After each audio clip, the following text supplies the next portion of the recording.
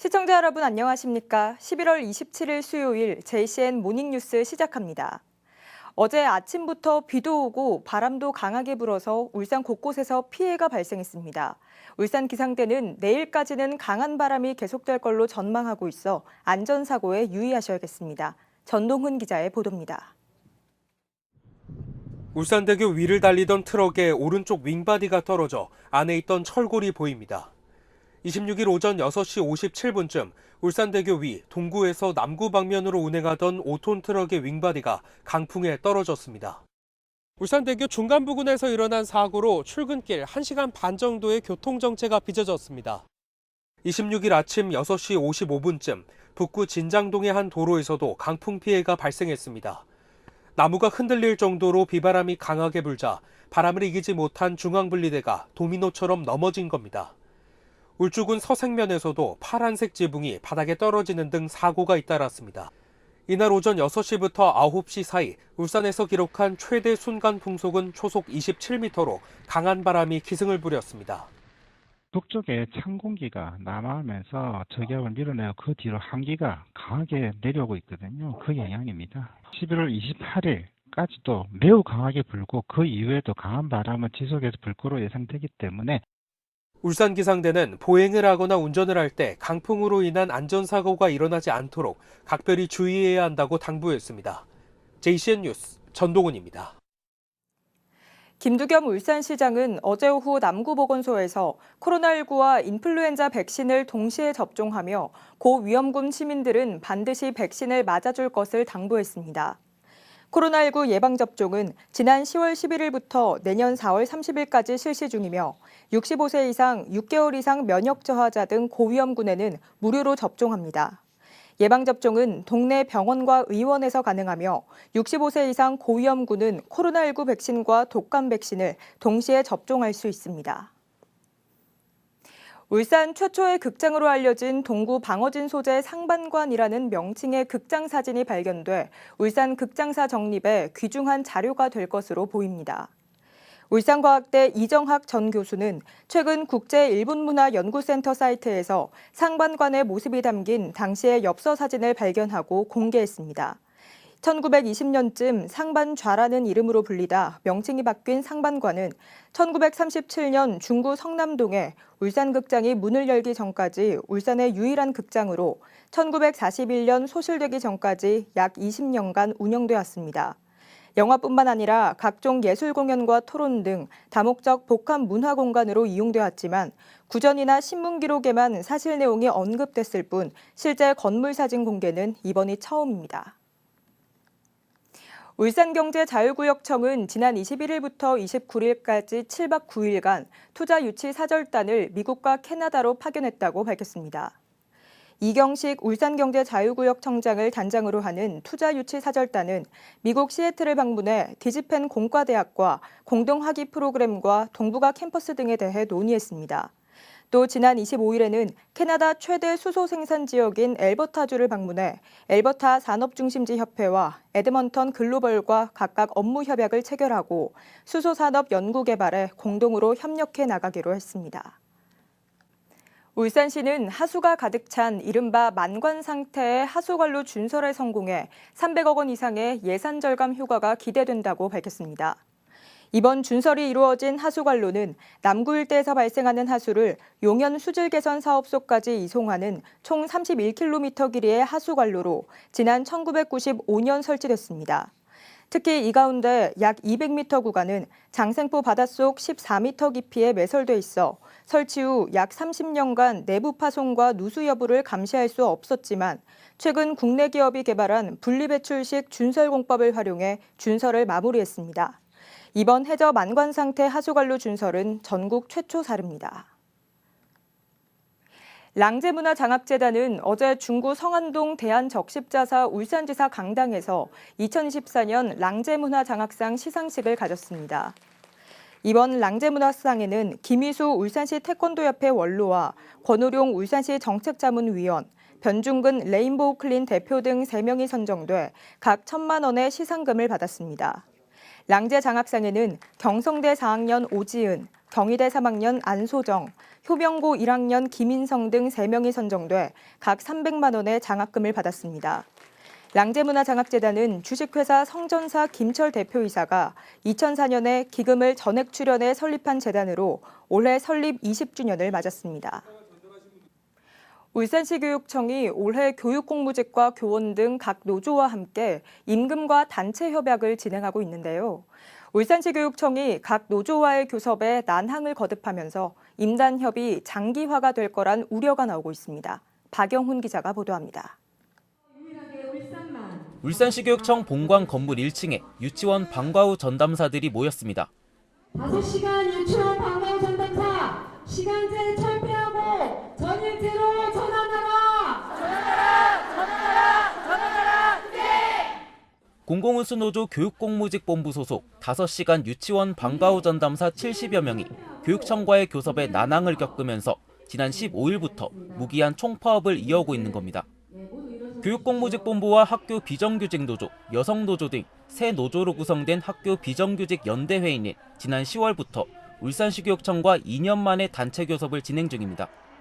이 가운데 교육공무직본부가 25일 울산시 교육청과 파업 유지 여부 등을 논의하기 위해 면담을 진행했지만 의견 조율에 실패하면서 결국 파업은 계속 이어나가게 됐습니다.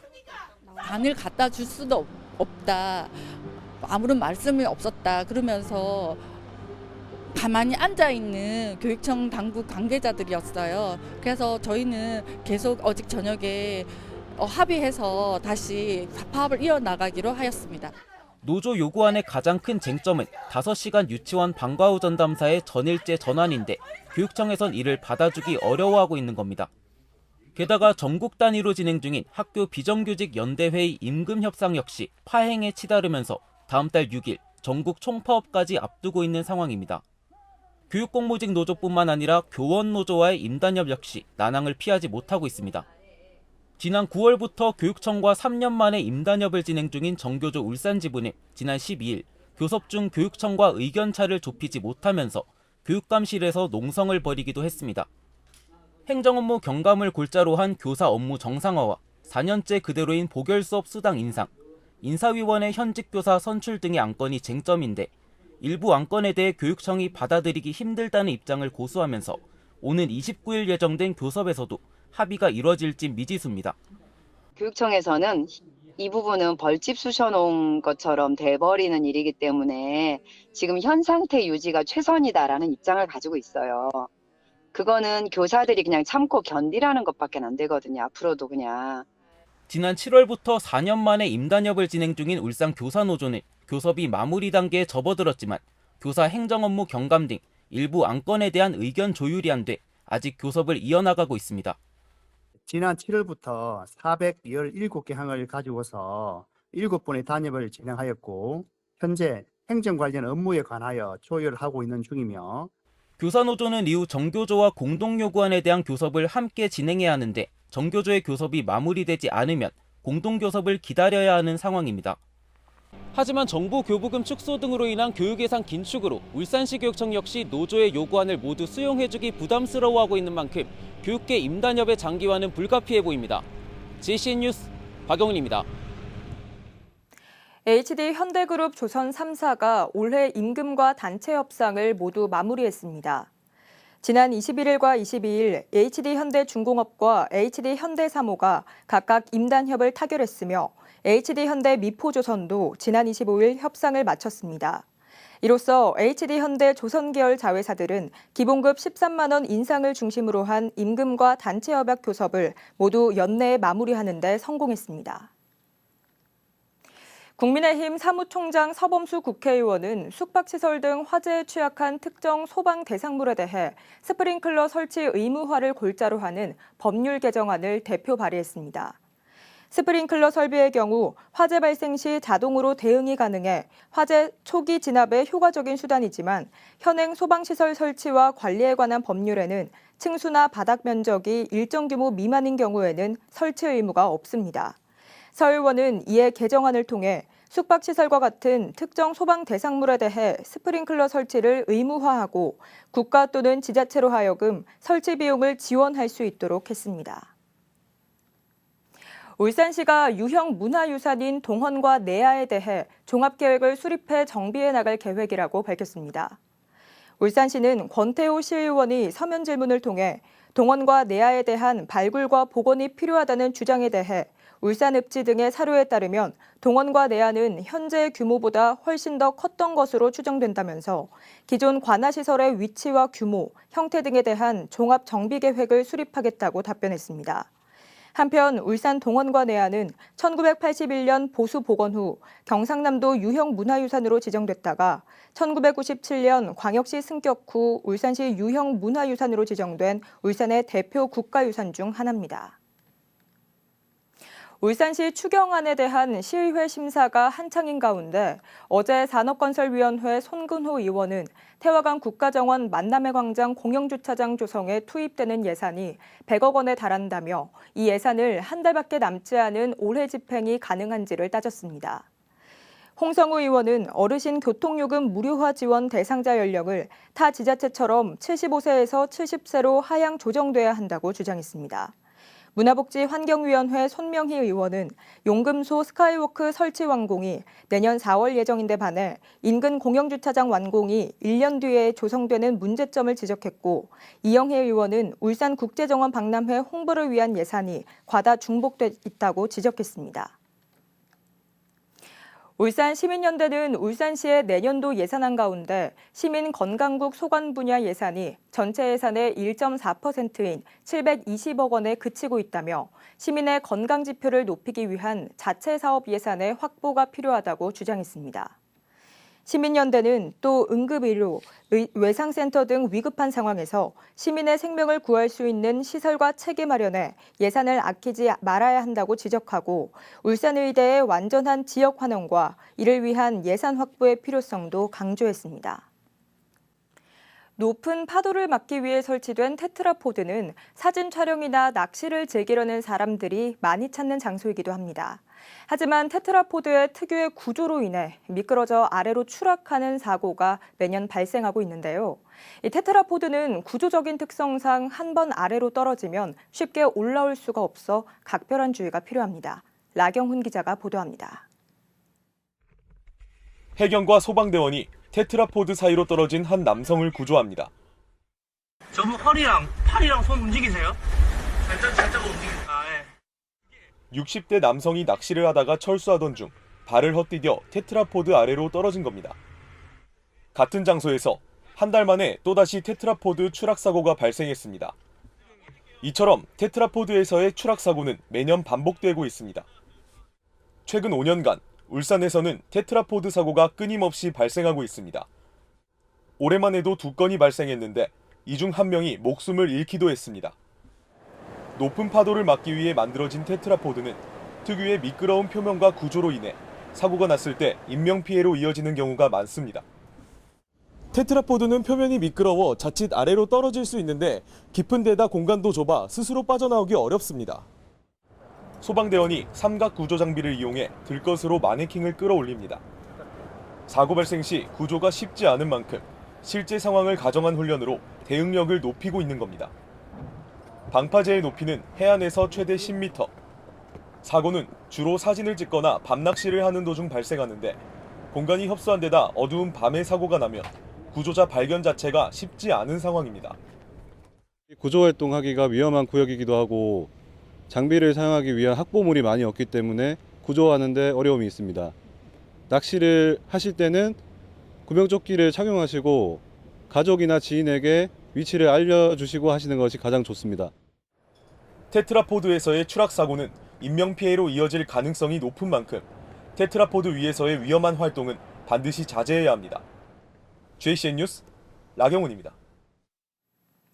동구 방어진에서 겨울철 별미 방어회를 즐길 수 있는 제2회 방어진회 축제가 다음 달 7일 열립니다. 동구청이 주최하는 이번 축제에서는 다음 달 7일 오후 2시부터 저녁 9시까지 방어진 활어센터에서 방어회 한 접시를 25,000원에 판매합니다. 또 다양한 부대 행사와 함께 방어 해체장인 김부근 씨의 대방어 해체쇼도 열릴 예정입니다. 자신이 돌보던 장애 아동을 학대한 장애인 활동지원사에게 법원이 징역형의 집행유예를 선고했습니다. 울산지법 이성 부장판사는 아동학대와 장애인 복지법 위반 등의 혐의로 기소된 장애인 활동지원사 60대 A씨에게 징역 8개월에 집행유예 2년을 선고했습니다. A씨는 올해 2월 자신이 6년 넘게 돌봐온 중증 지적 뇌병변 장애인인 16살 B양의 집에서 B양을 밀쳐 넘어뜨리고 신체 위로 식탁 의자가 넘어졌는데도 별다른 조치를 하지 않은 혐의 등을 받고 있습니다. 재판부는 장애인 활동 지원사로서 범행을 저질러 비난 가능성이 크고 죄책이 무겁다며 다만 범행을 인정하고 반성하는 점, 피해 회복을 위해 노력한 점 등을 종합했다고 양형 이유를 밝혔습니다. 울산 지역 소비자들의 경제 상황에 대한 기대 심리가 비관적인 것으로 나타났습니다. 한국은행 울산본부에 따르면 이달 울산의 소비자 심리지수는 98.5로 전달에 이어 2달 연속 기준치 100을 밑도는 것으로 나타났습니다. 또 앞으로 가계 수입과 소비 지출은 늘어날 거란 시각이 많았지만 생활 형편이나 향후 경기 전망에 대해서는 부정적인 응답이 더 많았습니다. 남구청이 11월 숲가꾸기 기간을 맞아 어제 두왕동 한박산 공원 일원에서 숲가꾸기 행사를 개최했습니다. 어제 행사에는 자연보호협의회 회원 등 130여 명이 참가해 올해 식목일에 심은 편백나무 1,500그루의 생장을 위한 비료 주기와 고사목, 부산물 정리 등을 진행했습니다. 참가자들은 숲가꾸기뿐만 아니라 산불 조심 기간을 맞아 산불 발생의 경각심을 고취하기 위해 산불 예방 캠페인도 함께 실시했습니다. JCN 모닝뉴스를 마칩니다. 함께해 주신 여러분 고맙습니다.